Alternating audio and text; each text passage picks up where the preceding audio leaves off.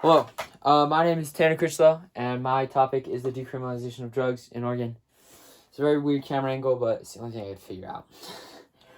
So, my question is, will the decriminalization of drugs benefit the citizens in Oregon, or will it have negative consequences? The introduction for this is, I put the definition of decriminalization, because what I thought it meant was that everything was legal, which it doesn't mean. It means that there wouldn't be arrest time, a criminal record.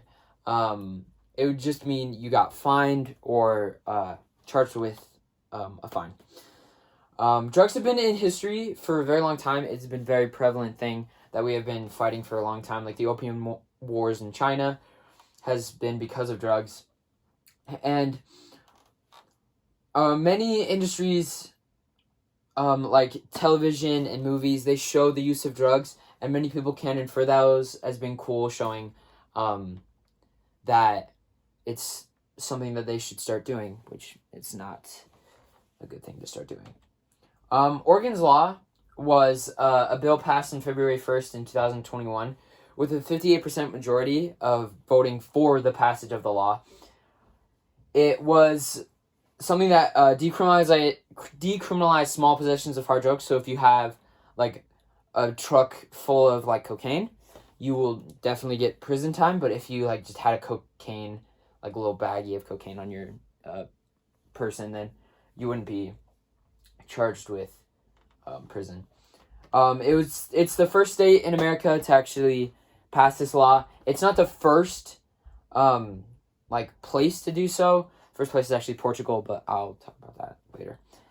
The opposing side of this to not decriminalize drugs is it would raise taxes for treatment centers because you have to build and maintain them for people to actually go in and get free treatment, where most people, when they do drugs, they don't have enough money to afford the treatment, which will cause overflow in current treatment centers. And what will help, or what will make that overflow worse, is taking people out of prison who are charged with drug charges. Taking people out of prison will definitely cause the overflow to increase. And with the relaxed laws, it could make the drug rates get worse with the selling and usage of drugs, because of now, if you have like a little bit of heroin on you, you won't go to prison. Instead, you'll just go to rehab and, just get back on the street and reuse. Enforcement of people to not use the drugs will be very difficult at first.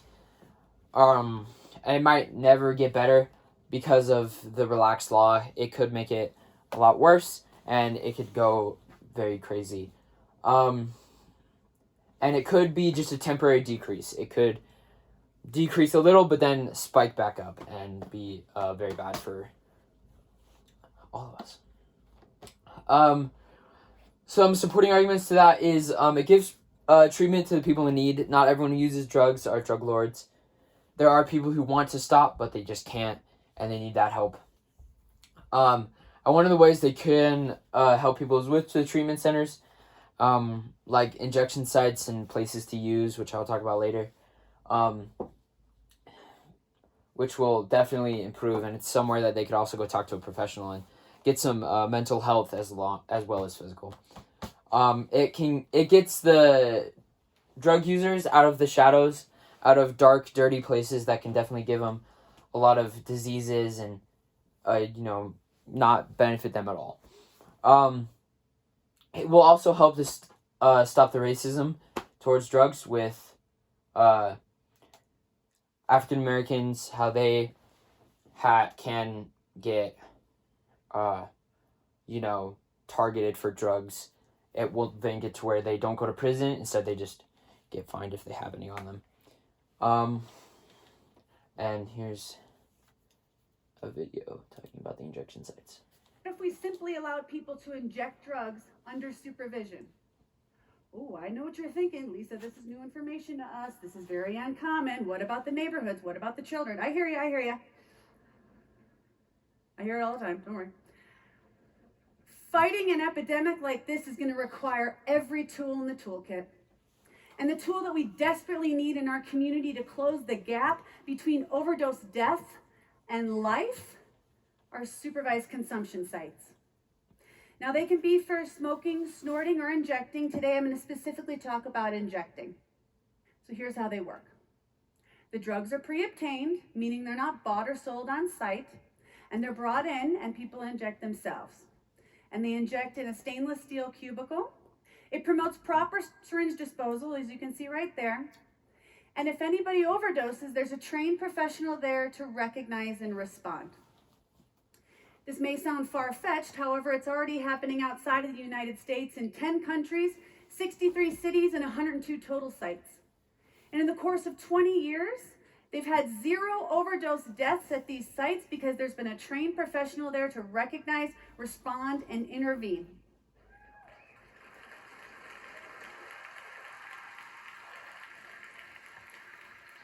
And I'd actually like to repeat that, 0 overdose deaths, right?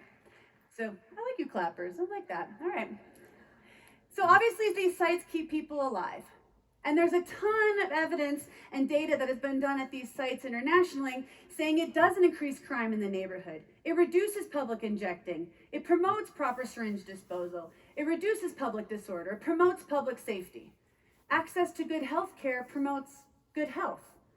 It supports positive behaviors such as using sterile equipment, using sterile water, proper syringe disposal. And if you want to talk about treatment, what better place to be? Yeah, that video is just talking about the injection sites, and it highlights very good points that this isn't a new concept, it's just new to us, and it has worked well for many of the places that have them, and it has stopped overdose deaths and has kept the usage sterile. And if we Okay. Portugal is one of the countries that decriminalized drugs. They did so back in 2001, which was a very new concept to people because it was, many people thought that it would make everything a lot worse and it would just be taking pity.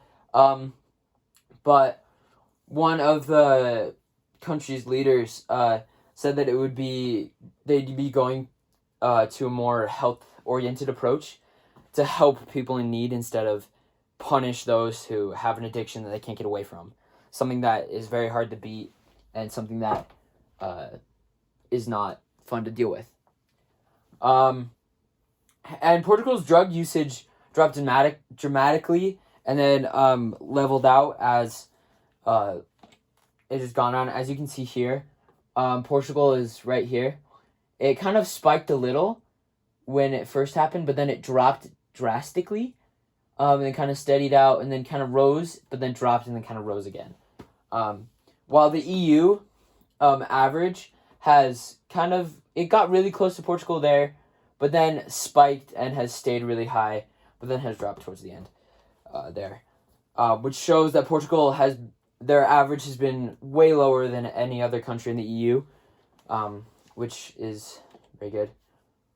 My opinion is that I think that it would benefit people more than it would harm. It would definitely cause some problems, but those problems would be outweighed by the amount of people that are benefited from this choice. It would reduce drug deaths and usage dramatically. It would keep a lot of people safe and help clean up the streets a little bit more and get some of the users out of the shadows and into more healthier lives that they could benefit society with. I think the solution, in the long run, it would definitely be more beneficial. It will bring deaths down and usage way down, and will give a good example of health-oriented approach in Oregon. And if it goes well, I think we should add it to countrywide, have all of America decriminalize drugs. We can do that either by states or have the federal government do it after a few states have done it, like the legalization of marijuana.